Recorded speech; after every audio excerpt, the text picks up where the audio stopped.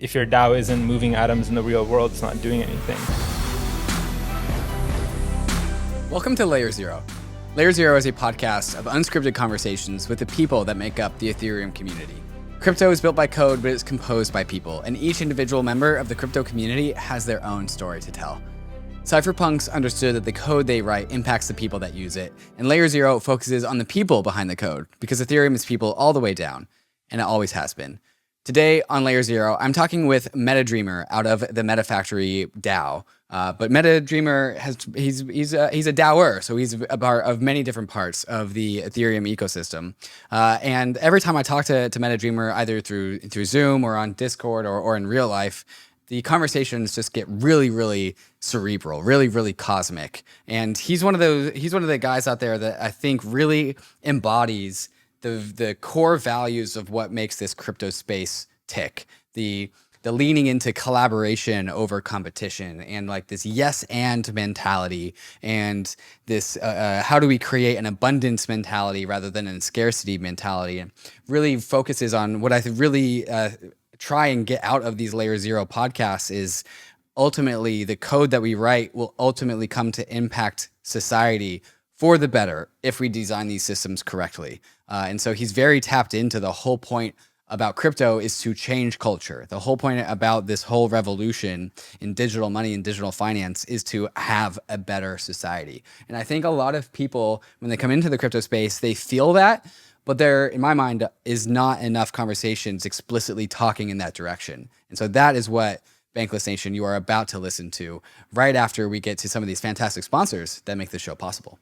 Living a bankless life requires taking control over your own private keys. And that's why so many in the Bankless Nation already have their Ledger hardware wallet. And brand new to the Ledger lineup of hardware wallets is the Ledger Nano S Plus, a huge upgrade to the world's most popular hardware wallet. With more memory and a larger screen, the Nano S Plus makes it easy to navigate and verify your transactions. And the paired Ledger Live desktop app gives you increased transparency as to what is about to happen with your NFT. What you see is what you sign. The Nano S Plus gives you the smoothest possible user experience while you're doing all of your crypto things. So go to the Ledger website to check out the features of the new Ledger Nano S Plus and join the waitlist to get yours. And don't forget about the Crypto Life card, also powered by Ledger. The CL card is a crypto debit card that hooks right into the Ledger Live app, right next to all the DeFi apps and services that you're already used to doing, like swapping tokens and staking. So if you don't have a Ledger hardware wallet, go to ledger.com, grab a Ledger, and take control over your crypto. So, you've got some money, but how are you gonna use it? You want to spend. You, me, shopping, now, bro. When you know you should be saving. You'll never buy a house at this rate. But what if you could spend and save at the same time? For the enlightened kind, with inquiring minds, a new world awaits. Set yourself free with completely flexible, self-repaying loan technology. Supported on desktop and mobile, seize the power of Alchemix, allowing you to spend and save at the same time. Leverage your wealth without risk of liquidation. Take out a loan that repays itself. By using yield from your deposit to pay off your balance, your only debt is time. What was once inconceivable is now within your grasp. You're winning some.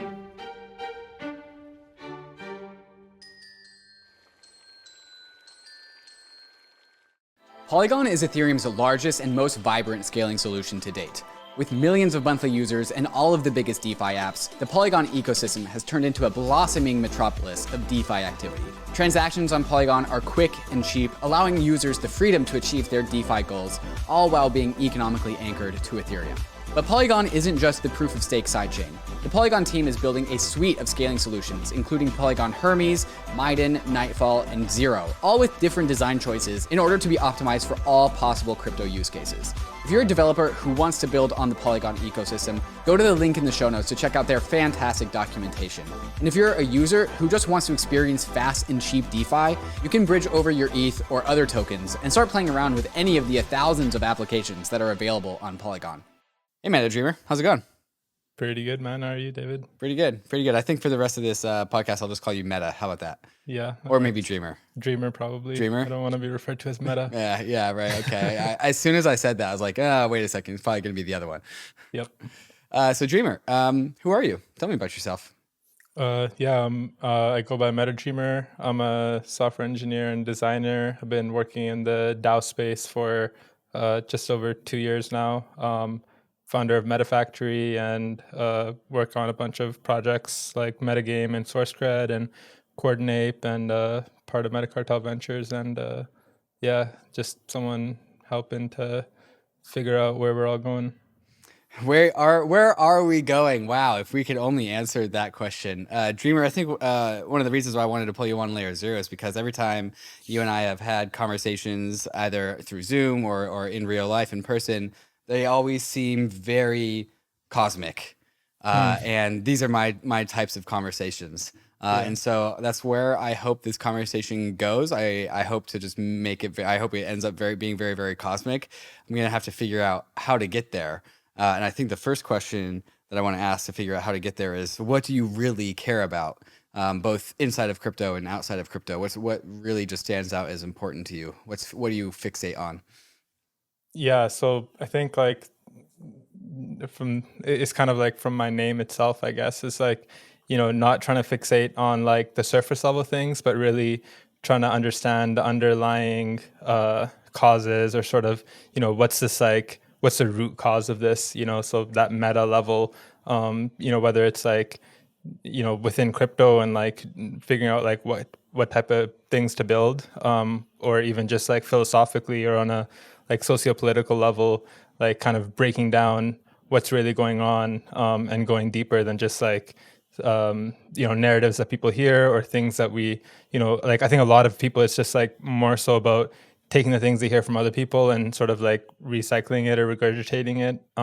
But for me, it's like trying to like break sort of what's like the underground mycelial network, not necessarily the forest. It's like the whole thing of like, you missed the forest for a tree. It's like people missed the mycelial network underground for the forest. So yeah. So there's always one more stage of meta that we can get, and you're always trying to chase the meta. Yeah, and I guess like the purpose of it is sort of, I do think that, things, if you solve things at like the primitive level, then you can like solve those problems downstream. And that's how you also solve the most problems possible, is like, find the I said this once, so what was it? Yeah, find the lowest common Schelling point of something. And like, if you make like a 1% improvement there, it could end up being like thousands of percent improvements in many areas, just because, it's downstream of a lot of these other things. So I think, that's like sort of important to me, is like, what's the, like, it's an engineering mindset, which, I went into school for computer engineering, but it's like, you're always min-maxing, right? Like, what's the, how do we get, like, what's the lowest budget we need for this project so it gets built to spec, et cetera, et cetera. But, really in a more like philosophical way of like, what's like, the lowest hanging Schelling points that we can address to make the most impact. Because I don't think there's any end destination, or some sort of happy state that we're working towards. It's like all about the journey. So yeah. I definitely resonate with that. I think a lot of people in the crypto industry resonate with that journey of like trying to find the most bang for your buck when it comes to changing the world. The post college, I was always focused on like, how do I help people feel better the most? And so that led to a degree in psychology. But then I realized like, oh, well, nutrition also is really important to helping people feel good. So I layered on nutrition, and all of a sudden I was like super fascinated with the way that the food that you eat impacts your psyche. But then I realized you have to layer on physical movement on top of that. And it's like, all right, so then now I'm interested in a career path that was one part psychology, one part nutrition, one part physical movement. And I was trying to figure out like, how do I make a holistic career out of all these things? And I saw just a bunch of bureaucracy. But then I found crypto, and I was like, as learning about money and finance, I was like, oh, well, I mean, if I'm really focused on trying to make the most amount of people feel the best, I would probably try and rework the money and the finance system.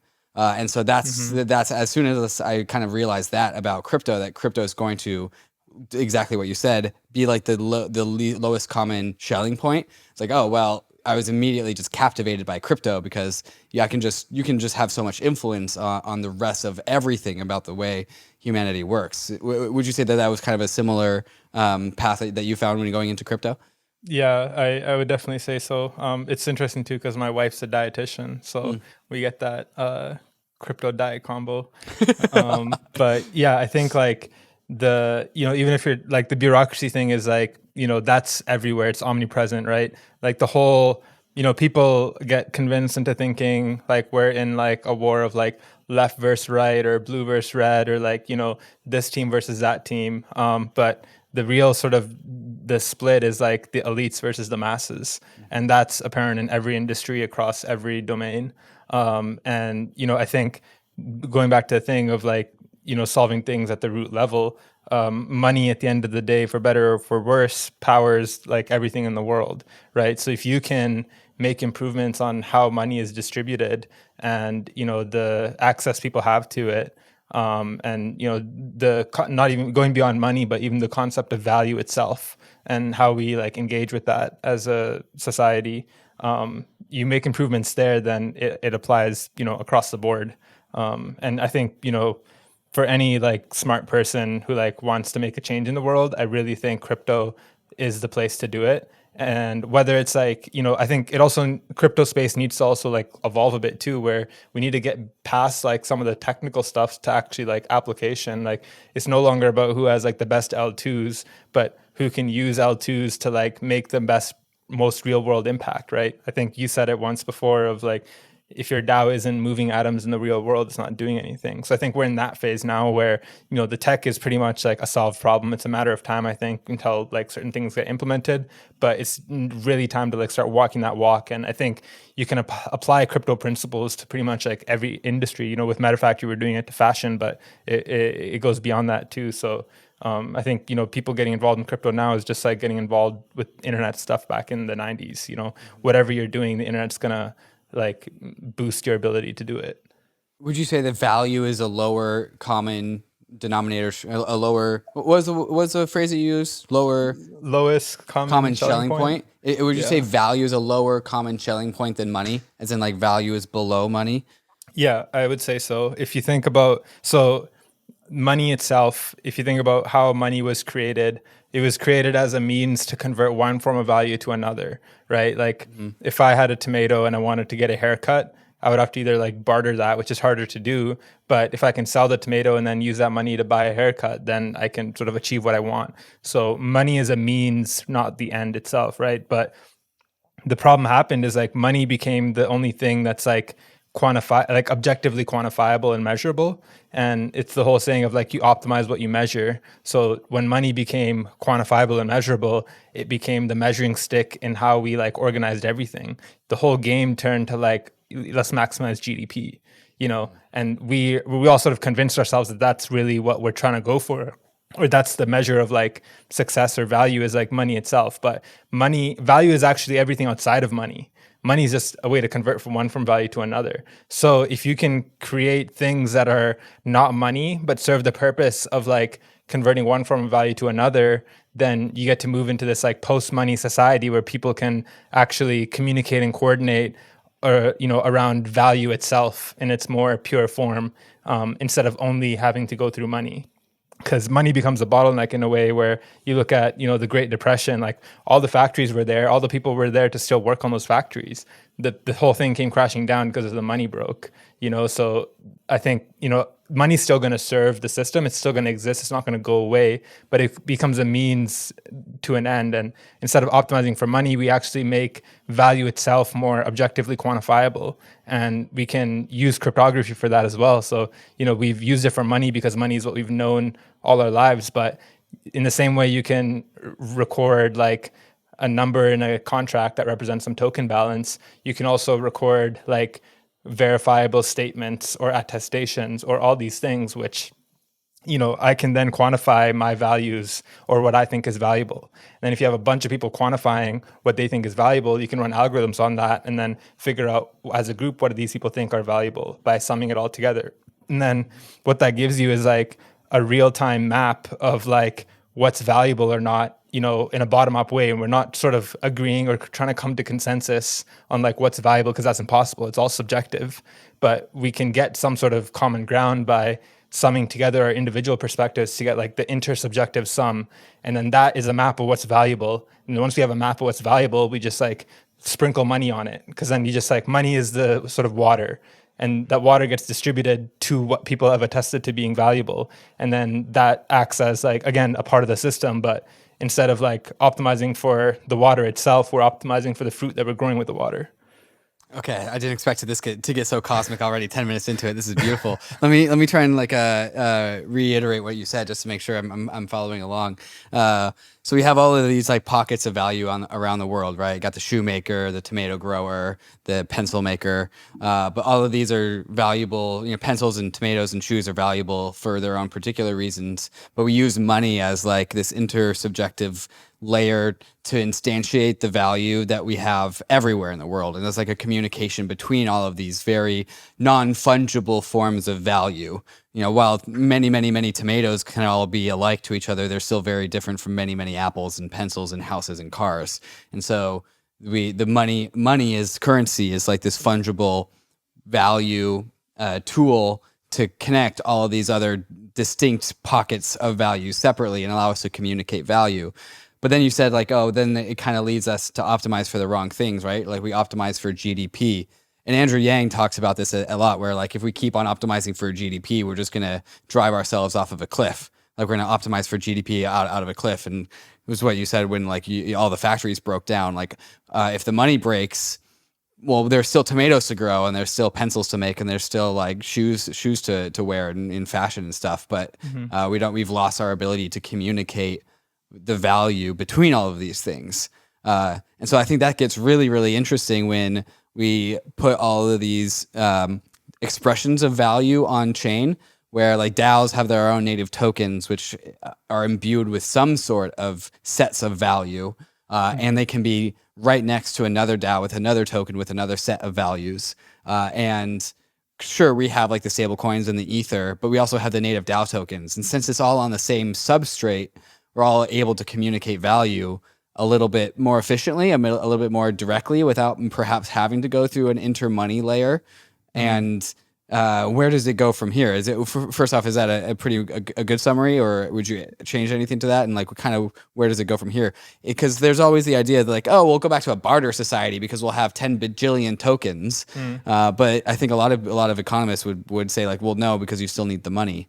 Yeah, for sure. No, I think that's a great summary. I think where it's going from here is like more than anything, it's like a real mentality shift. We have to I think it's more about unlearning these things than it is about learning new things. And the mentality shift is like, the way we like value something. So right now there's this disconnect between value that's created in society and where money goes, right? So a teacher, for example, arguably generates an incredible amount of value for society because they literally educate the people that then go on to like do all these things, right? So they're upstream of a lot of value that's created, but they don't really get any sort of upside on that value, or they don't sort of realize teachers are underpaid overall in society because, the value they create is disjointed from the value they receive. The value they're receiving is from the school board here. It's like not along the same like pipelines as the value they created. And then if you look at an investment banker, for example, like, arguably they generate much less value for society. They're mostly just like, acting as like analogs between like other people's value creation. But because they sit at the intersection where money flows, like they essentially get much more of that upside, not because they're generating more value, but because they're closer to proximity to where like financial transactions are happening. So in society right now, the closer you are to where financial transactions are happening, that's what indicates like, how like successful you'll be. If we change that where money can, actually track value more directly, then like it changes the game, where instead of like the narcissists or like the psychopaths who can like, become these like CEOs and like do these crazy things, like instead of them making the most money, the people that make the most money in society would be the ones that are generating the most value, as attested to by the sum of everyone's like individual opinion on what's valuable. So if you think about like democracy, it's a very like lossy form of governance, because we're essentially trying to take all these like nuanced opinions of like 300 million people, in the States at least, and then like condense it down to like a binary decision of like this party or that party. So like, and it's really never about like left or right or any of that, or it's what it, you know, it is. And Andrew Yang says this too, is like certain problems need left thinking and certain problems need right thinking in different amounts in different places at different times. So to like condense that all, it's just like all that does is actually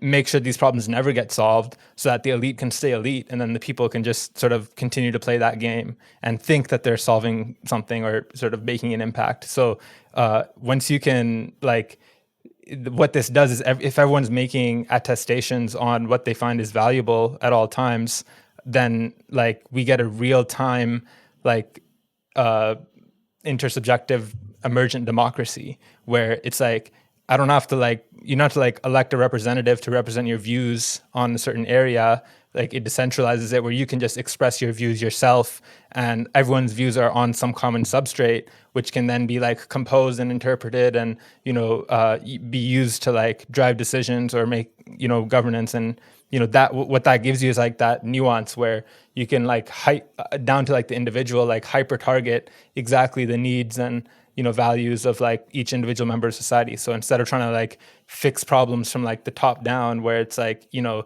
you can try to like implement this one law and then like it fixes 5 things but breaks 6 other things, and then you do that again and like fixes some things and breaks. And we've been doing that for a very long time, and like it's not really, I'm not really optimistic that it's going to actually progress us fast enough to where we need to be to actually like get out of this sort of, you know, timeline we're in. But I think going the other way around is like a potential. We could address it in that way, but again, it takes like, you know, it's the same thing like with the internet, right? When the internet first came out, people were just like, how do we put radio on the internet? How do we like put books on the internet? How do we take what we know and just like apply this new thing to it, instead of like, you know, the internet native companies like, you know, Snapchat or Instagram or Facebook, like they took that medium and, you know, utilized its strengths and unique advantages in a way that wasn't ever possible before, in a way that like you couldn't even like really think of before if you just held on to like existing notions of what you had. So in the same way, I think, you know, the new system will look like very different, and sort of that's going to be the future of like social media as well. Instead of like just communicating information online and trying to like influence others to do things, we don't have to influence anyone. We can just be constantly making attestations on what we find is valuable around us, right? So like social media, I think it starts to become more decentralized as well, where it's like really more about you and your relationships and the people you work with and these sort of like networks, rather than, you know, oh, here's a big influencer with 1 million followers. It's like, that's very like, you know, one to many, but I think it's going to become more many to many. And instead of just information, also communicating in value through these like direct attestations. Yeah, what does an attestation look like, or is it more of an idea? Because like I think the most like basic reductive version of an attestation is like, I'm a student at school and my teacher taught me something really useful that day, so I pull out my phone and I give her 5 stars. Like, is that the attestation we're looking for? I think like, yeah, there's attestations that are made all the time. They're just not recorded or captured or, you know, made verifiable, and sort of, you know, the whole crypto methodology. So if, you know, like, however, like if you get paid from your DAO, that's an attestation. If you like vote on a proposal, that's an attestation. We could actually create systems for like direct attestations too, like, you know, like imagine like personal tokens, and you can like, whoever you give your personal token to, that's essentially an attestation of some sort. So I think attestations will take many forms, and it's not really about creating this new system that we have to now learn how to use and adopt, but more so like mapping our existing behavior and like building the technology around that. And that's like another thing like I really prioritize is, you know, creating technology and organizations and everything around the people, instead of like molding the people around the technology or organization. So, you know, in traditional startup or company, it's like all the employees are sort of forming around the corporation, and it's like, you know, they're sort of changing their identities or the way they're working or the things that they're doing to like conform to what this organization needs. I think that will change in the future, where at the center will actually be individuals, and then like communities and groups of people, and then organizations and products and tools will essentially be built around them to like conform to what they're doing and what their needs are.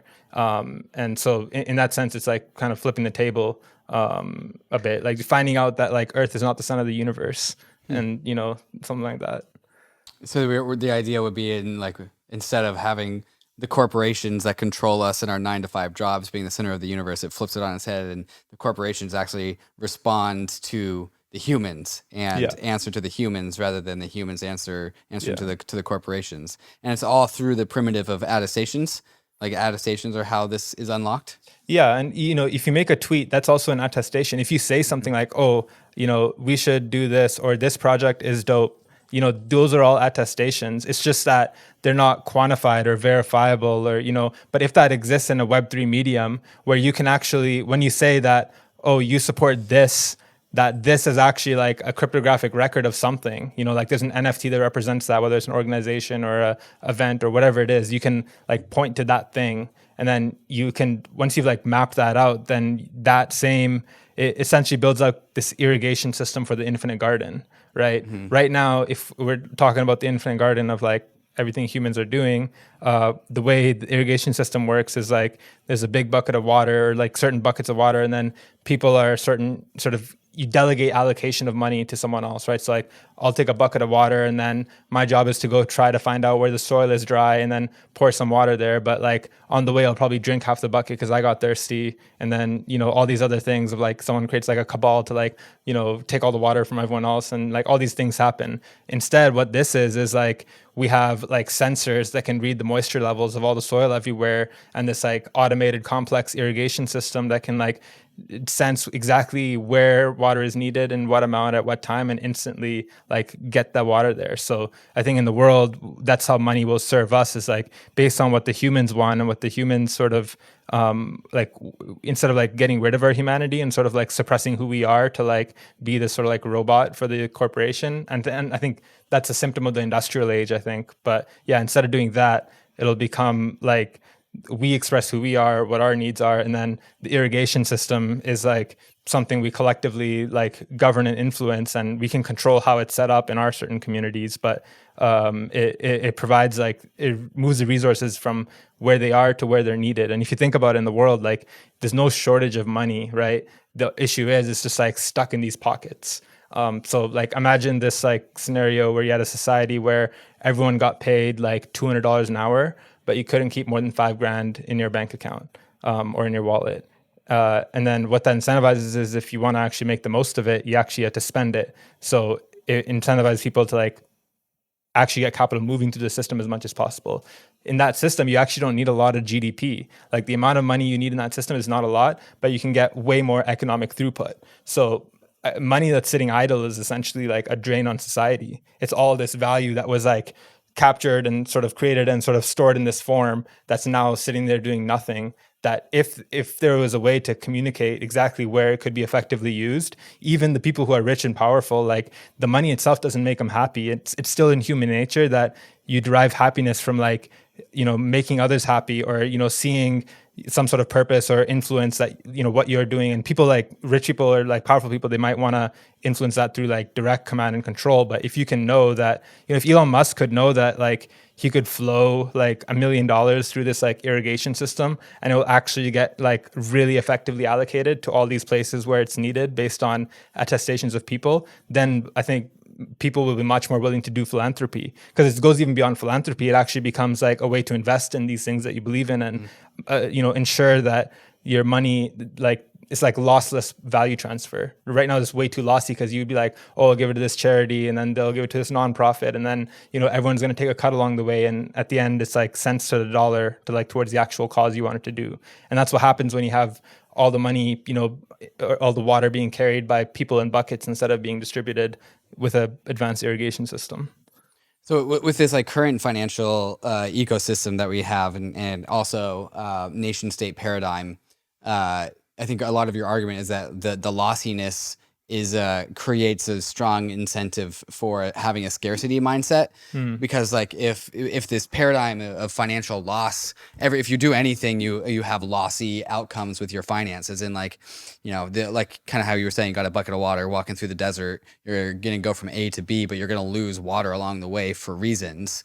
If we can build out this paradigm where we have much less loss, you also create a paradigm of people that have a lot less of a scarcity mentality, because like they're less fearful of paying taxes to the government. They're less fearful of donating to charity because they have stronger assurances that the outcome of the resources that they are giving up, they have assurances that it's actually going to there will be something produced as a result of that, and they'll be able to like see that manifest rather than kind of just like pray and cross their fingers. Yeah.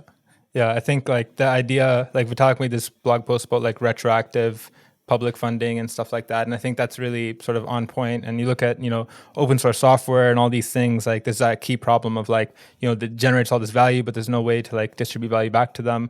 I think, in that same way of like guaranteeing it's going towards something that was, not only that will create value, but that was proven to have created value. Like the value was already created. It's just now being retroactively recognized. Right. And then that changes the game too, because then people, instead of like thinking primarily how much am I getting paid, and then thinking how much effort to put into that based on how much you're getting paid, like, I'm getting paid 100 grand, so I'm going to put in the amount of effort that would like meet my boss's expectations for this like pay grade, and then like not anything more than that. But it changes that where like the first thing you'll think of is like, how can I create the most value for the most amount of people? Like what you were saying after university, you wanted to like make the most amount of people happier than average. And then like, once you do that, then the value, the money you get out of that would actually map directly to that value you created. Whereas now it's like someone could do something that's ultra impactful. Like, the core devs of Ethereum, for example, like I know they're doing it, they could get paid way more anywhere else, but they're doing it because of that fulfillment they get. And that's another sign of like, it's not about the money, it's about, they're getting value in all these other ways, but we should map that to actual value they get from money monetarily as well too. And we can do that if we, have the way to like recognize that value and then, ensure that it gets distributed to the right people. And I'm working on a project actually directly for this that was like inspired by the whole Geth team not getting enough funding, where like we can actually, instead of having to like give money to like their bosses and then like delegate it to them on how to allocate it to the people, you could run something like SourceCred on the Geth GitHub repo and then have a map of like who like did the most work and committed the most code and, whatever effort they did, even if it's not perfect, it's some representation. Then you can create a contract that's like, and anyone could deploy it, like it's permissionless, that would then directly send the funds like to those people's wallets, those devs that directly contributed. And then if you actually make that system like strong enough where like you have these like cryptographic guarantees,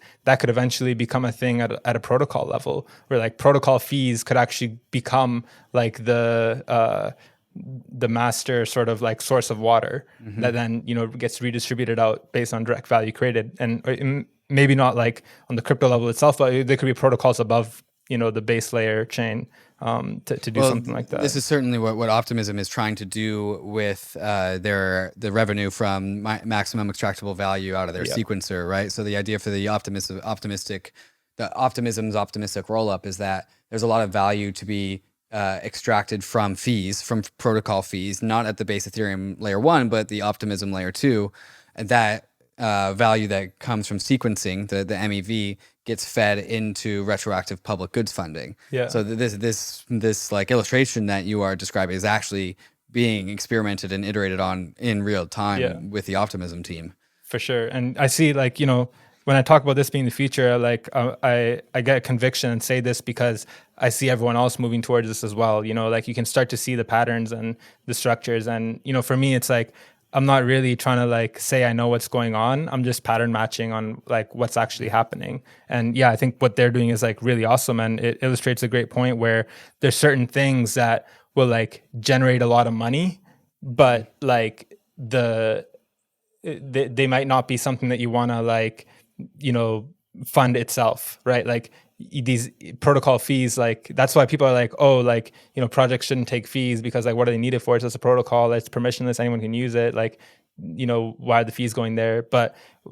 and then on the flip side, there's all these things that generate incredible value but don't have a way to be monetized, or if they were monetized, it would like sort of ruin the point of it, you know. So teams that like build this amazing tech that's not really like productizable, and they're forced to almost productize it, or, you know, add some way of value capture there that like doesn't fit to try to like, you know, get that value. But I think when we can create that connectivity between these pools where a lot of value can accumulate, but, you know, it isn't necessarily allocated yet, and then places where it's like really needed, but we don't want to like monetize that thing, instead of having to like, you know, value these things directly, we can disassociate like where the value comes from and the thing that creates the value. So, you know, protocol fees like that, DeFi treasuries, like, you know, Yearn, for example, the fees it generates, like, and they do this themselves right now of like, you know, they really like give back to the community and sort of do a lot of grants and funding, and but it's still sort of people, you know, like manually pouring buckets in places.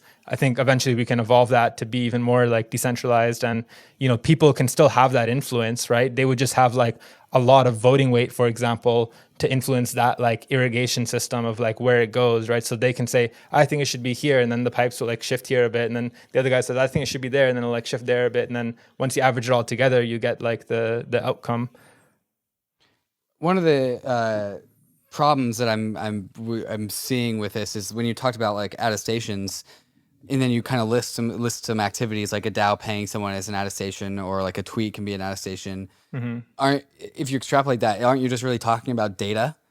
And like, how do you standardize data? Because there's so much data out there, and how do you ensure that like the data is the right data, and how do you actually like consume that data in ways that is like scalable?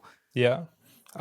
So I think like the difference between attestations and data is like an attestation is cryptographically verifiable. So like if you sign a message that says, you know, I support optimism, or I like optimism, then there's inherent value in that attestation, in that like your Ethereum address is attached to all this activity on chain, you know, all these like various forms of identity and reputation that you can associate with that address, that you can then weight the value of that statement, you know, in a certain way. So I think in terms of like so the nice part about this is like normally in a blockchain, you need like, there's a scalability issue because you need like global consensus of like, you know, this token moved there, this value moved there.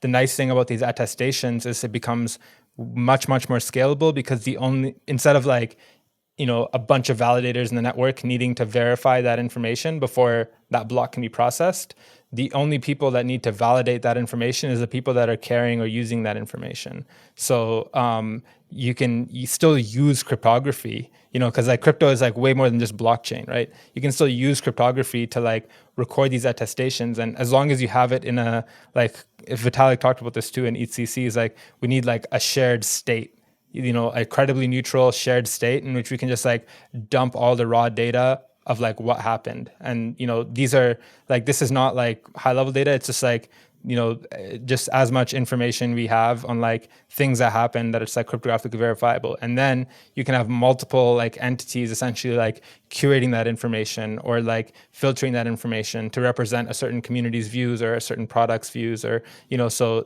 the way this like scales and sort of builds up is this composable thing is like, it's not an end-to-end system. You just want to get like the bottom layer right of just like, let's just get all the data in one place and have it be verifiable. And then we can work from there to figure out how best to use it and associate value to it. And then so you'll have like layers and layers and layers of like higher level sort of interactions being built. In terms of like, actually, I think Ceramic Network is like a great project, and they're really trying to solve this problem of, you know, acting as like the data layer. It's like an L1 for data.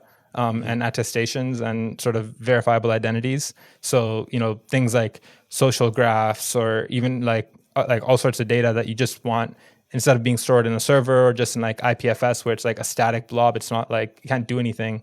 You're storing it in a much more composable way where, you know, you can define a data model, for example, in Ceramic.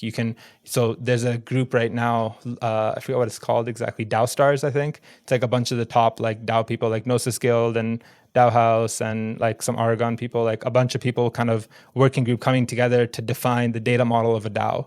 So like there's all these different implementations of a DAO, but if we can at least agree on what are the components of a DAO, and like, here's a proposal, here's a member, like what are these like common denominator fields, if you can agree on that data model, then that like greatly increases the interoperability. So we can separate like the data model from like a specific application built on top of it. So this is what Ceramic really enables, is we have like, instead of like, there's like, if you log into a website, you have your user account for that website. Instead of that, we just have like a user account that's like sort of universal. This is somewhat your wallet, but the wallet alone isn't enough. You need like all this other auxiliary data and links and this like graph system on top of it. And then any app can be built on the same underlying data. So it actually changes data ownership too, where you can actually own your data. It's not like this data is owned by the platform. Like you would give the platform access to like read and write to your data, but the data would be like sovereignly like owned by you, and you could like control the access to it and everything like that. So that's how it really kind of becomes composable from the bottom up, is like getting those primitives right. It's like if you look at DeFi, right? It's not like there's like in 2017 maybe there's like a lot of these like monolithic projects that are trying to be like all-in-one DeFi platforms and stuff, but none of those really ended up working out. The things that worked out is like, we had ERC20s, and then we had like Ether Delta, and then we had Uniswap, and then we had Compound, and then we had Yearn, and these all sort of progressively built off of, a really solid underlying primitive. So I think right now we're really just figuring out these underlying data primitives, and then over time we'll all sort of build new layers on top of it to get like more sort of complex systems that emerge. Again, it's really about like emergence rather than like, trying to premeditate like what is going to happen and trying to build that. You just want to create the right infrastructure to allow the right things to emerge naturally. The other person that I know is working on this is the other team is the team at Disco. Are you familiar with Disco? Mm-hmm. Yeah. So the way that I've had this explained to me is with verifiable credentials and decentralized identifiers. And like the Evan McMullen always describes this as like your loop bag for data, where your Ethereum address can be your loop bag for on-chain tokens like ERC20 tokens and NFTs, like it's your inventory. But then she says that you need an off-chain loop bag for your data and your verifiable credentials and your decentralized identifiers. And the way that she's explained this to me is that like your Ethereum address, your private keys can unlock your loop bag, but your loop bag can actually rotate out private keys. Yeah. So like you're not ever tied down to one specific Ethereum address, exactly. Which makes sense if we're talking about digital identity, right? Like I use many Ethereum addresses. How can any one of them be my identity, right? How can any one of them reflect my soul? My soul is really an aggregate of all of my Ethereum addresses and much more that has nothing to do with any transaction that's on a blockchain. It has to do with the data of the world that I have both consumed and projected and interacted with. And so it's like she calls it the space between the chains, as in there's all the blockchains in the world, kind of like the root system, but then there's the space between the chains, which is kind of like the mycelial networks of the infinite. My mental model for this was like data is a bunch of like micronutrients, and tokens and NFTs and DAOs are a bunch of like macronutrients, and those are the value, right? The macronutrients are the value, the proteins, the fats, but then you have the micronutrients of the organism, like the little, like the magnesiums and the iron and the molecules. But for an organism to exist, you need all the micronutrients to process, to correctly and efficiently process the macronutrients. And so to put this into crypto language, you need the DAOs, the tokens, the NFTs of the world, the value of the world. It needs the direction of the micronutrients in order to know where to go. And so if we're talking about your irrigation metaphor, like the micronutrients of the world are redirecting the flow of water in micro ways in order to most adequately produce the outcomes that the organism wants, which is to route the value into the places that the people want it to go. Yeah, exactly. And I think it's pretty awesome because like we actually already have the answers in front of us. Like nature is already a highly evolved value internet. It's its own like distributed like chain, like mycelial networks. They do like three things. one, they like communicate information, so like stress signals in like, you know, organisms or plants and stuff, and just like information, sort of electrical signals that get communicated over them. They so then we had that with the internet, and then after that there's value. So, you know, nutrients or carbon or things that sort of travel along these networks. Then we got that with Ethereum, right? And then the third thing that mycelial networks do that we don't have yet is they decompose things. So when something dies or something, you know, they rot it and it decomposes and it takes those nutrients and then redistributes it out to the system. And we don't have anything for that. And I don't think people have really thought about that too much. It's like, how do we like allow for decomposition? Because the legacy way is like, you know, you create an organization or you do something, you like start a company, you essentially like want it to succeed forever and grow forever, right? Like that's sort of the game you're trying to play, is like, how can we make this thing succeed and grow forever? If you look at nature, the only thing that like grows forever like that is cancer. So Well, it doesn't even grow forever though, because then cancer ultimately kills the host. exactly. So the only way, so if we try to grow these things forever, the only outcome of that is it'll kill the host, Death. aka all of us. Right. So to actually avoid that, we need to introduce the ability to decompose things, allow things to die. And I think like this is another sort of trick of like, you know, Western, not just Western, I think human nature too, but like this like fear of death and like people not being, you know, sort of come to terms with the fact that they're going to die or their own mortality is like, you know, I think a big thing, because it's like, then you're just going to be like, you know, trying to make the most of like what's here and whatnot. So I think death is a feature, not a bug, right? Because like, imagine if Putin was like going to live to be like 200 years old or 300 years old, right? Like, then his like he's doing all this like crazy shit now, but like if he's gonna live that much longer, then he's gonna go to like even crazier lengths to do this shit, right? So it's actually good that, you know, at a certain point he's gonna be like, you know, I'm too old for this shit, I'm gonna die soon, like I'm not gonna, like, all this shit I did is just gonna be left behind. So, you know, that is like a feature, and then the new can sort of like take that place. But we don't have a way to deal with that. And I think the way it'll actually take place in crypto, like I'll use the example of consensus, right? So consensus like served a really important purpose in like, you know, bootstrapping a lot of the ecosystem, like, you know, getting the talent, like acting as that bridge from like, you know, pre-Web3 to Web3.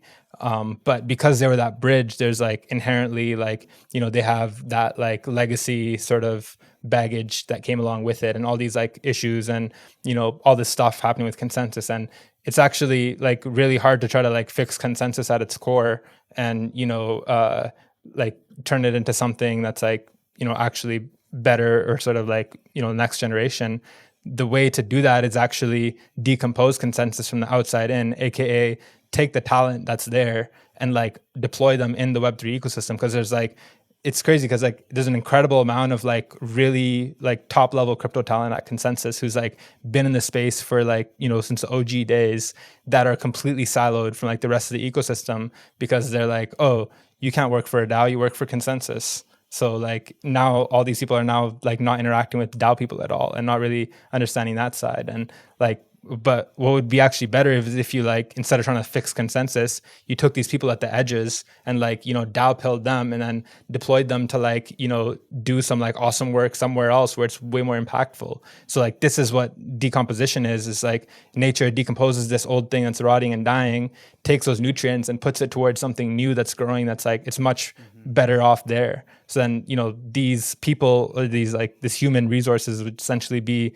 like the fertilizer for the infinite garden that you can then like, oh, this shit died, like just decompose it and distribute it out there instead of trying to like put on life support forever and wasting resources and misallocating. And I think, you know, we're trying to do the same thing with how we structure our DAOs and organizations, where we should like start every DAO with the assumption that it's going to die, and like prepare for that outcome, and, you know, have like, and treat it as like a feature, not a bug, you know, like then you evolve it into something else. You take those people and you give them a pathway. Like people don't have to be afraid of that, because, you know, they would be afraid of uncertainty. But if you can give them a certain pathway of like, you know, here's the other channels or avenues which you can like be deployed or have your influence, then that, you know, it starts to make more sense. And you stop being worried about this organization dying, because you're not sort of building your life or personality or whoever you are around the organization. The organization is built around you.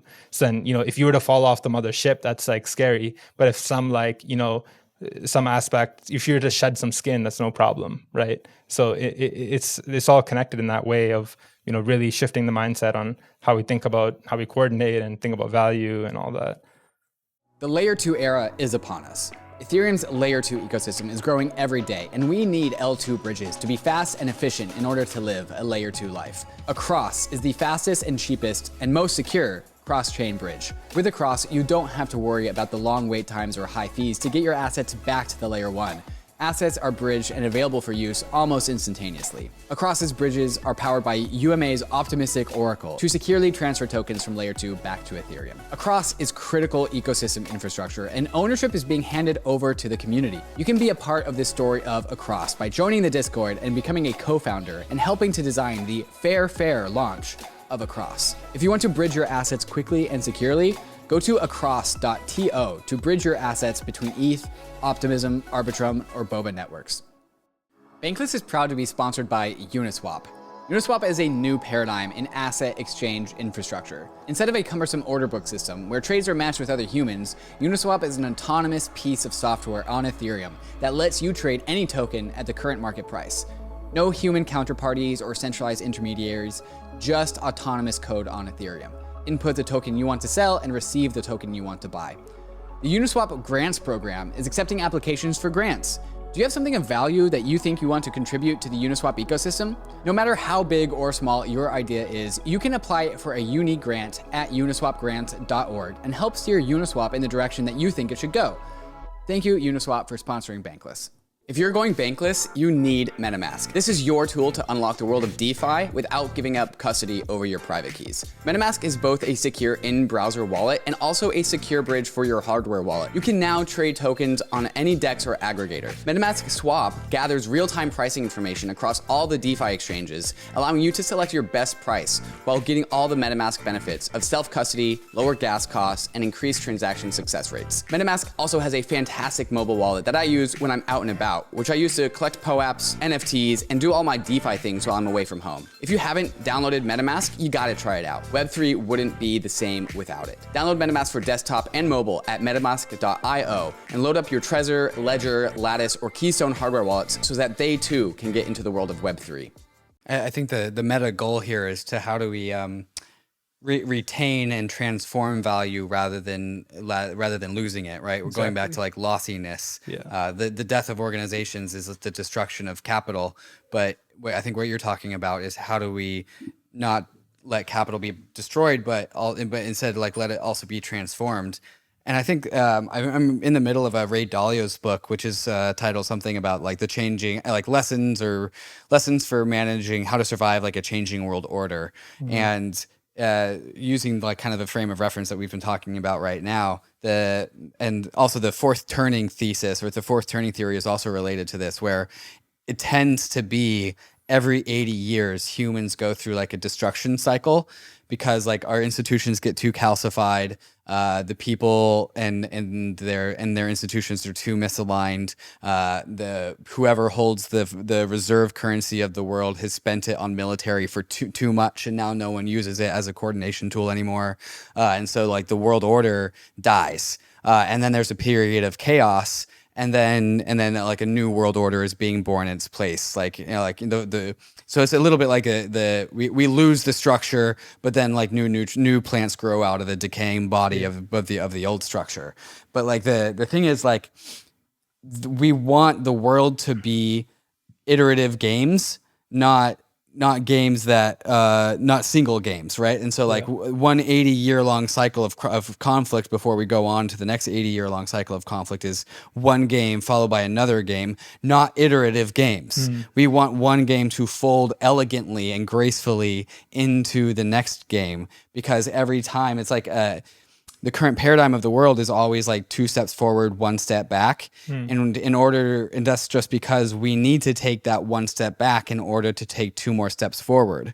But I think what we're talking about here is like, all right, how do we build systems where we can take 3 steps forward or 4 steps forward before we take a step back? And it's all about like, there's this concept of jubilees that has been just ingrained into human DNA since before like written history, right? Like the concept of like sin in the Bible is a very similar concept to like a debt jubilee, where sometimes society just gets like too much pent up sin in the world, and so we need to just blanket forgive all sin, and that's what Jesus did. Like Jesus blanket forgave all sins, and then later on we got recorded history. Things got a little bit more concrete. Things got a little bit more like able to be reasoned about, and we went from like sin to like debt jubilees, and debt jubilees are something we saw all throughout like Judaism and many other like religions and early human organizations, where like, oh, there's just way too much debt in the system. We just need to wipe it clean so we can take 2 steps forward, which is very, very destructive, because when you wipe debt clean, you're taking value from somebody that was owed that and just like deleting it just for the sake of everyone, right? So there are big losses in the system, but on net, it's the right choice just because so much debt was built up in the system. And now we're coming to that part of like our history more or less again right now. This is what Ray Dalio's book is all about, is like there's too much debt in the American economy. Like everyone owes debt. The American economy owes debt. The Federal Reserve owes debt. All the other central governments of the world owe debt.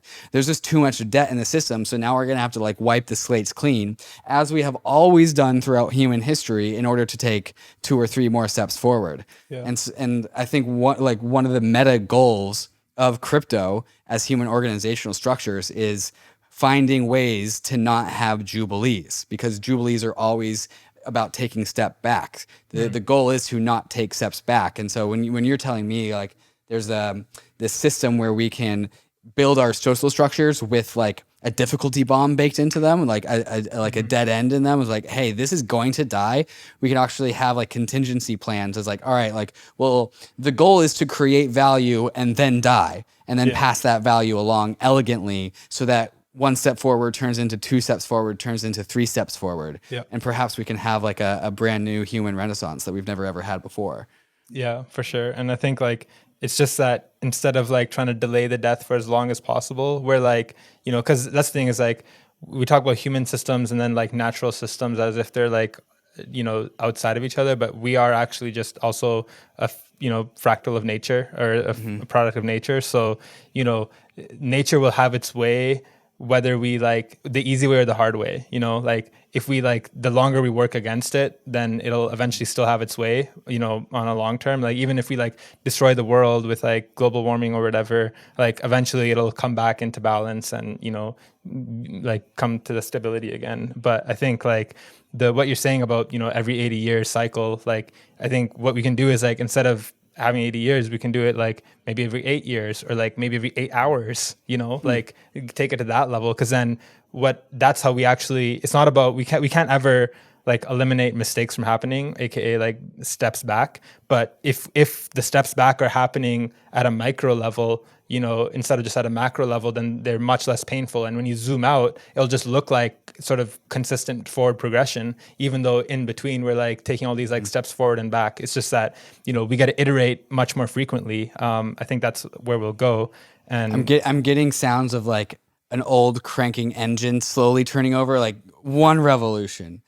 2 revolutions, but then if we can get it faster and faster, then you saw the engine actually starts to turn and tumble and tumble and tumble. Then boom, we all have an engine that is doing 80,000 revolutions per second, and we can actually make some goddamn progress finally. Yeah, for sure. And I think the thing you said about this like rebirth thing, who was it? Terence McKenna. He had this like really good talk that he was giving once. About how, and this was in the 90s, and this is crazy because it sounds like he's talking about now, but he's saying like the trajectory of the world is just like, we're at a road's end, like things are gonna like, it's too late to sort of fix them, and things are gonna keep accelerating, and we're gonna go through this process. And that process is actually not a bad process, because it's like a rebirth, it's like a birth in a way. So, think about a baby in the womb, right? It's like, it doesn't know anything about crypto or the internet or any, like, it's being fed, it's getting its nutrients, it's like comfortable, warm, like has everything it needs, in a way that's like heaven for that. And then it goes through this like, the process of birth is like the most violent part of a pregnancy, right? It's like the transition and like the detachment from like the thing that was created from the creator. So that's the thing too, we actually have to let go. Like the child has to be detached from its mother.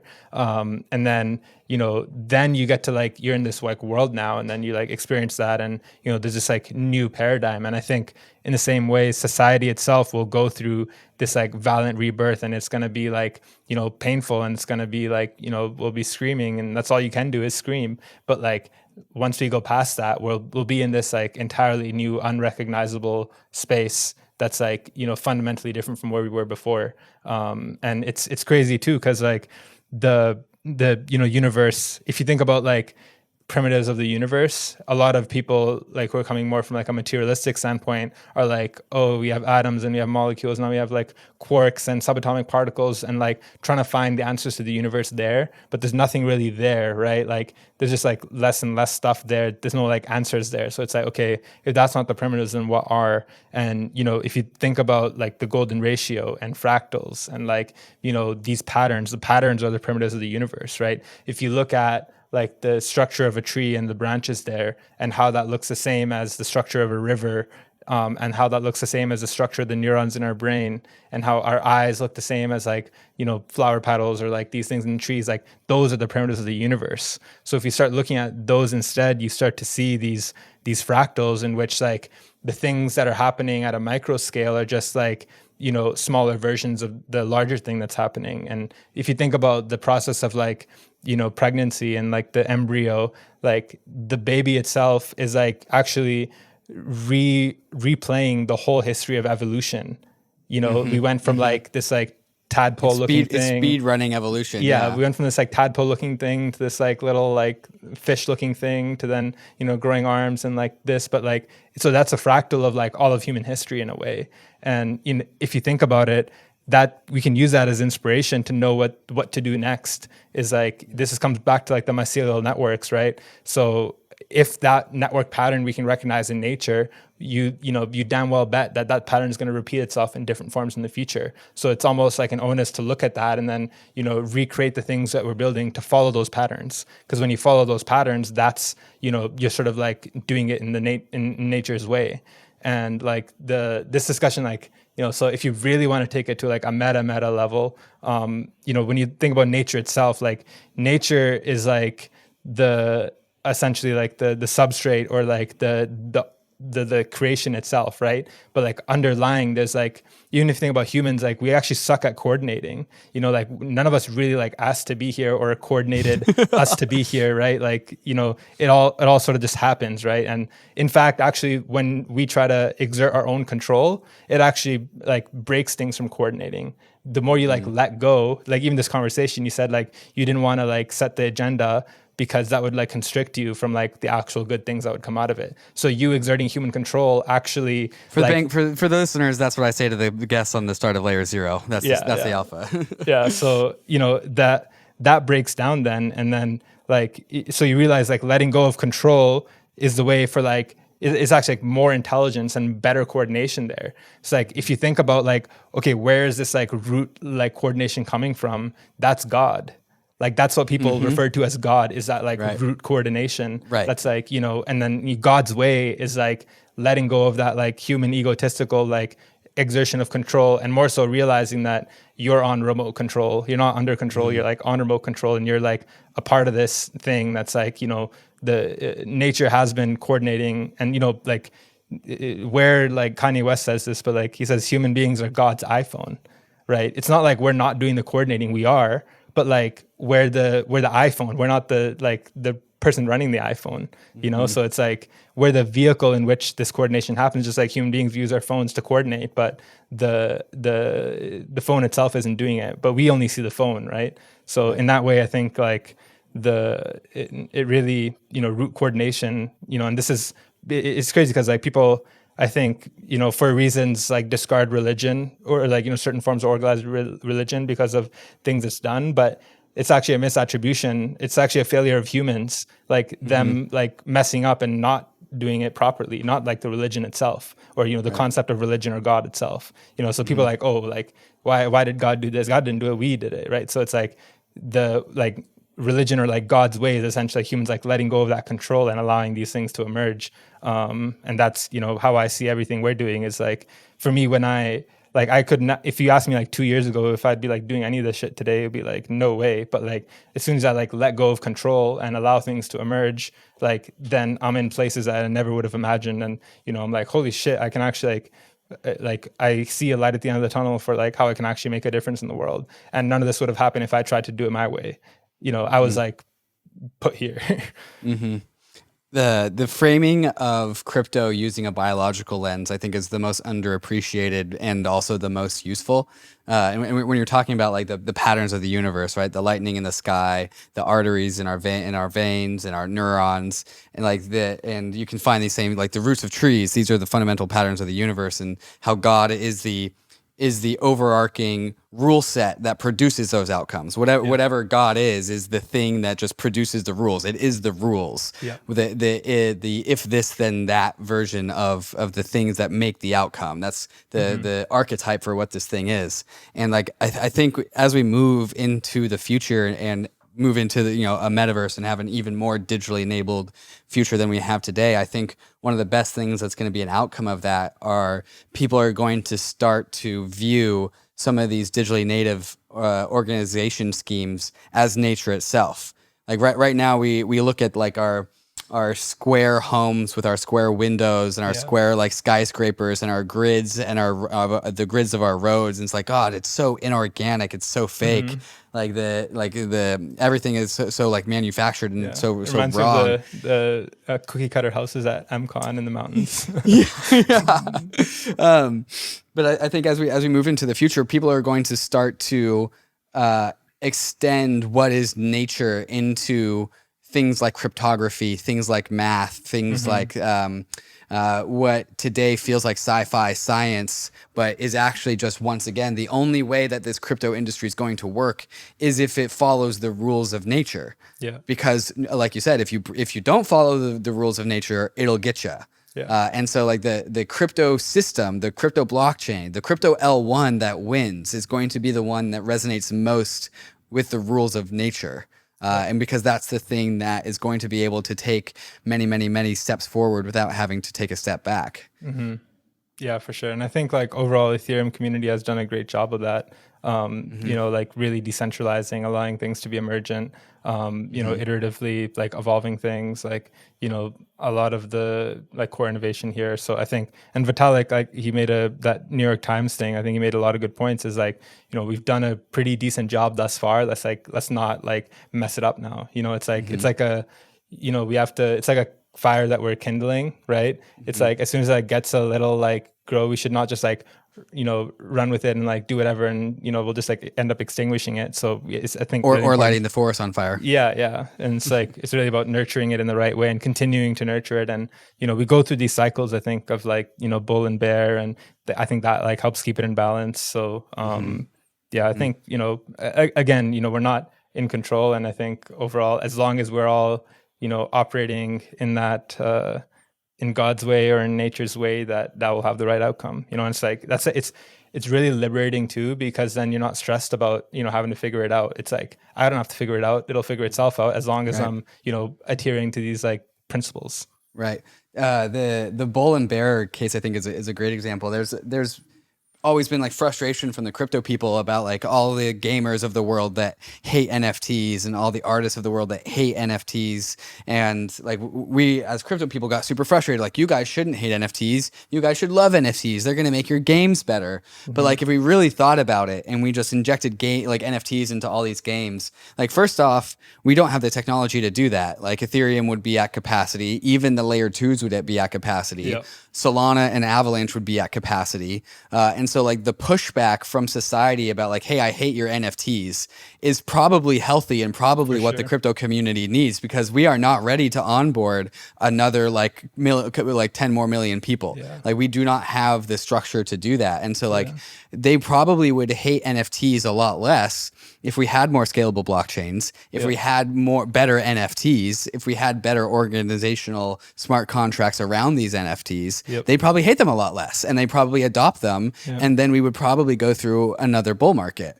But it's one of those things where like, and definitely, I definitely resonate with like in the bear market of 2018 to 2020, like me and a few other people like Ryan, Anthony Cesano, were just shouting from the rooftops about like, you know, this DeFi thing is gonna be a thing, guys. Like this is gonna work. Ethereum is money, like Ether's money, like this is gonna happen. But then as soon as the bull market started, like at least me personally, I was like, well, if you don't believe me, like, I guess I'll just stop shouting it, because I know it's just going to unfold the way that it will unfold. And I'm going to stop trying to like make sure Ethereum doesn't die from a lack of funding, because it doesn't have that problem anymore. And now I'm just going to let the leaf float on the wind, because however it's going to work is going to be how it unfolds. And I just have to take that on faith. Yeah, exactly. And, you know, if anything, our purpose is just to like observe what's happening, and if things somewhere are, you know, like diverting from nature's path, then it's our job to like maybe step up there and try to correct it and balance it. But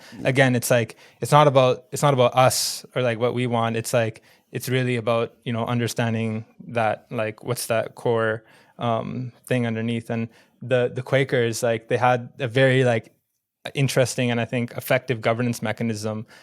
Their governance mechanism as like a decentralized collective of people to figure out like what to do and things like that was to like come together and discuss and try to like collectively determine like what is God's way, or like what would like God do, what's like God's path in this decision. So it's not about what you think you should do or what you think you should do. It's about like, you know, collectively trying to like understand what's like according to like their principles or whatever, you know, values they have, like what's like God's path in that thing. And then that's how they would make decisions. So it's not, basically it was like not making decisions, but discovering decisions. It's like, you know, like dusting for fingerprints, right? Like the fingerprint's already there, you know, dusting it, just, you're not like drawing the fingerprint when you like put the ink on it. It's just like discovering what's already there. And I think, you know, what we do, and when we iterate in our organizations and the things that we do, it's just like we shouldn't like make assumptions. We should like look at what's happening and pattern match, and then, you know, build like roads on that pattern.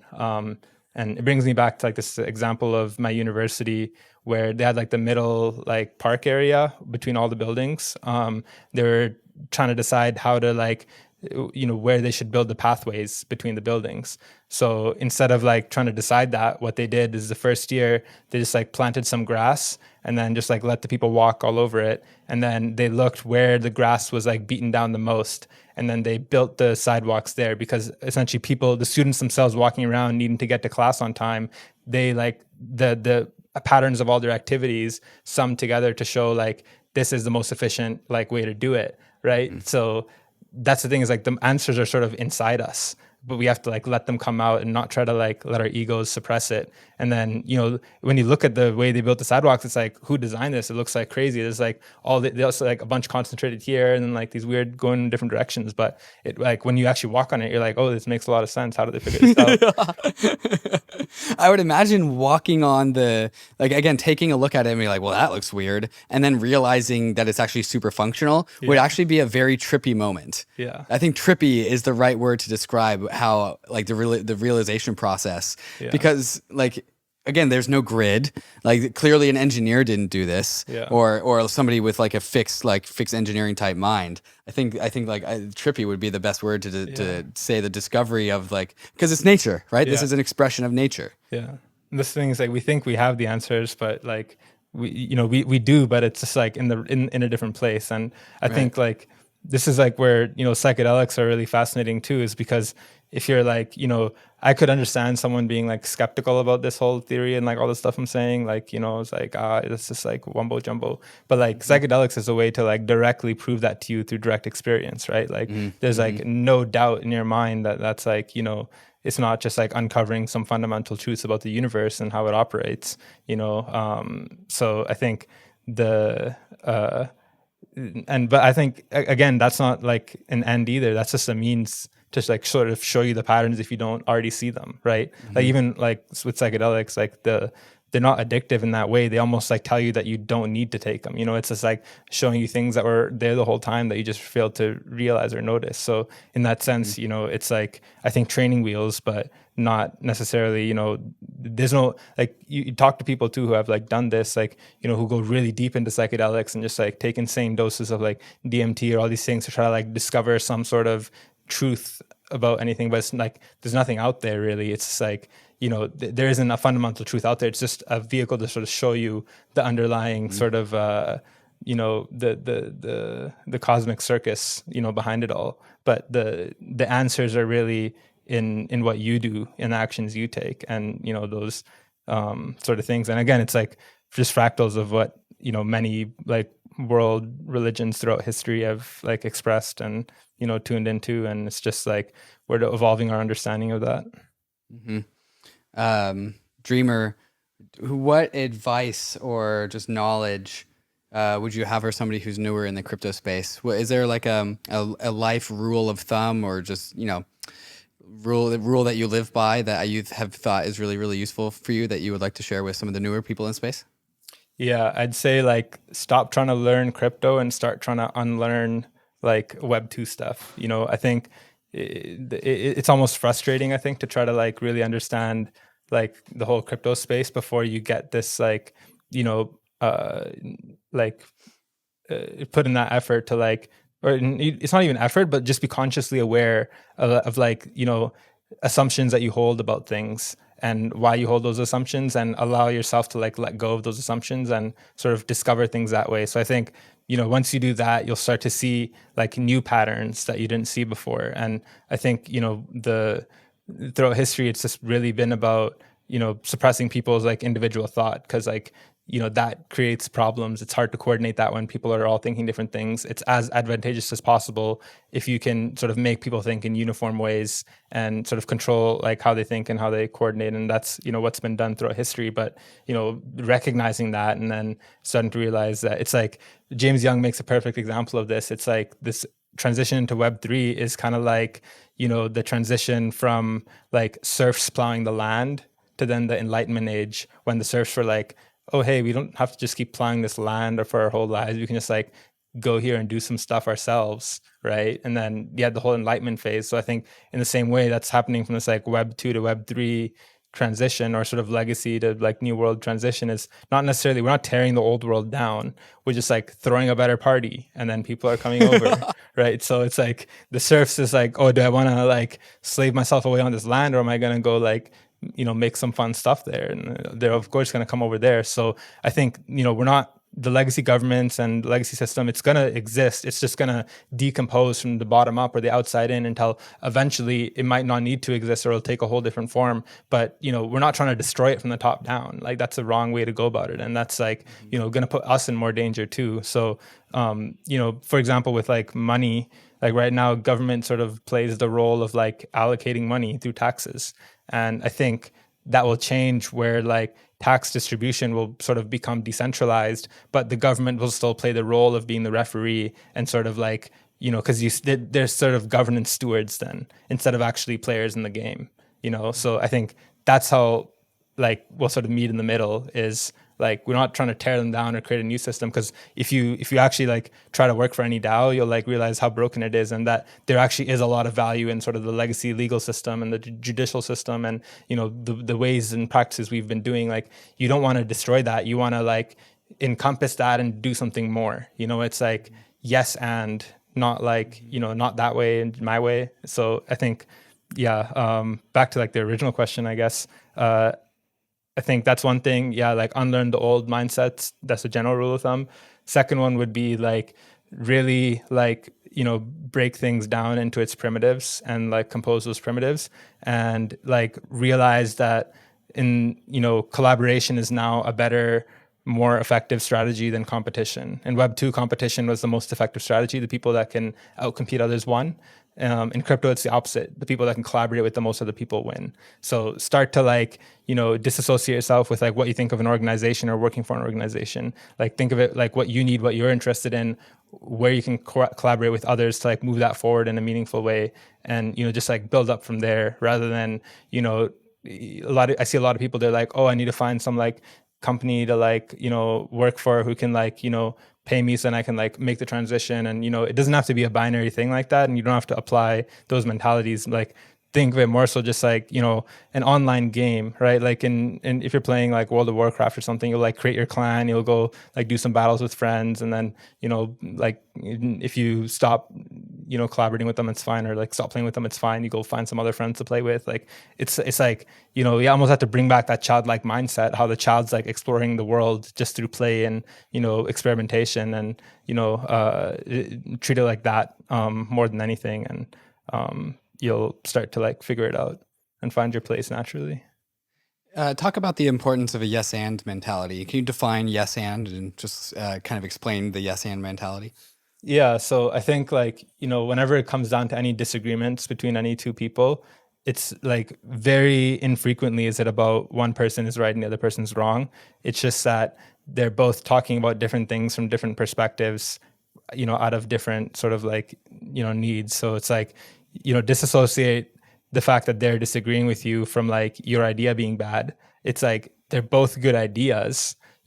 Figure out what's the common denominator between them or the pattern between them that allows them to like, and again, think about the meta level. Don't think about what you're disagreeing on. Think about why you're disagreeing, right? And like disassociate yourself and don't make it personal in that way. Obviously hard to do, but then once you like do that, you start to pattern match all these behaviors among all these people. Then you see like, oh, this thing is actually common among all these. So if you can make an improvement here, it'll help all these people, right? It's like people like, well, we express our like problems, but like those problems aren't solutions, right? It's like, I think that's a lot. I think some of the issue with like some like, of the like modern like left thinking is like, recognizing a problem and then trying to like address it at that level of like, for example, the whole issue of people like getting admissions into schools and like whether there should be like quota for certain like races or genders to like, oh, we have to like meet this quota to like, so we get more people in because there's not enough like, colored people here, right? I think that's the wrong way to do it because like that's actually probably more racist because like you're assuming that those people can actually like get there through competency, that you need to give them this handicap to get there. And, realizing that the problem is not there, the problem is like upstream of that, so like where can you go upstream and fix the problem there? And then, that will actually result in this outcome that you want, downstream. So we see the symptoms and try to address the symptoms, but we don't like think back far enough to like talk about the real problems. Metadreamer, last question before we wrap this up. What about the future makes you optimistic? The thing I'm most optimistic about is like people, again, moving into this like post-scarcity mindset and like, instead of everyone, even like people who are rich or poor, it's like Zach from Coordinape said this once. He's like, money, like, I forget how he worded it, but he's like, money is great until you have it, and then it becomes a problem. So it's like, this is almost like, if you have more money than you need, then it actually makes you more depressed. And if you have like less money than you need, then it's actually like you're just as sad. So it's like you can't, even the ultra rich, like they're not really happy or content with their lives either. So, it's actually like about getting that balance. And if you have these mechanisms to better distribute value, you can give people guarantees that they'll have their like baseline needs met, and then once you have that and you can go into post-scarcity mindset, then I think that'll be like this new sort of like renaissance where, where like really understanding what it is to be human and like the way we're, interacting with each other and, a lot of the like, I think that will alleviate a lot of like the built up sort of internal like stressors or, if you think about it, like so many of, like all the problems in the world could be like broken down into, like if you had a bad childhood experience because like you weren't, your family wasn't well off and they couldn't afford to like do this stuff, then that leads you to like all these like emotional issues and like, all these things, like so much of it can be, be broken down into like people not having their needs met and having that like worry of like, what's going to happen to me tomorrow and that safety. So true happiness, I think, is not really about like what you can get or like the good things that can happen to you. It's about eliminating how many bad things can happen to you. Because like if you've eliminated all the bad things that could happen to you, but like nothing else on top of that, then I think you'd be like perfectly content and happy and sort of, at peace with everything. And that's like, a lot of people do have that. It's like they're just like monks or like living like very minimal lives, and they realize that the key to happiness is like eliminating like negative like externalities or the potential for negative outcomes to happen, and not necessarily positive outcomes. But from the Western capitalist view, there's like an advantage in sort of convincing people they need all this and this will make you happy, and you take this pill for that, then you take this pill to like deal with the symptoms of that pill, and then it's like you shampoo your hair to get rid of all the oils, and you use all these other hair products to put all the oils back in, and then that whole cycle. So it just creates this like artificial sort of game that literally leaves us like unhappy at the end of it. We can actually change that, and I see us actually like getting there. And so for me, that's like, I think it's a race against time more than anything. We're on the right trajectory. It's just we need to like accelerate it in the right direction before we like fly too close to the sun. Metadreamer, thank you for coming and sharing your thoughts on Layer Zero. Thanks for having me. It's a great talk. Cheers. Hey, we hope you enjoyed the video. If you did, head over to Bankless HQ right now to develop your crypto investing skills and learn how to free yourself from banks and gain your financial independence. We recommend joining our daily newsletter, podcast, and community as a Bankless Premium subscriber to get the most out of your Bankless experience. You'll get access to our market analysis, our alpha leaks, and exclusive content, and even the Bankless token for airdrops, raffles, and unlocks. If you're interested in crypto, the Bankless community is where you want to be. Click the link in the description to become a Bankless Premium subscriber today. Also, don't forget to subscribe to the channel for in-depth interviews with industry leaders, Ask Me Anythings, and weekly roll-ups where we summarize the week in crypto and other fantastic content. Thanks everyone for watching and being on the journey as we build out the Bankless Nation.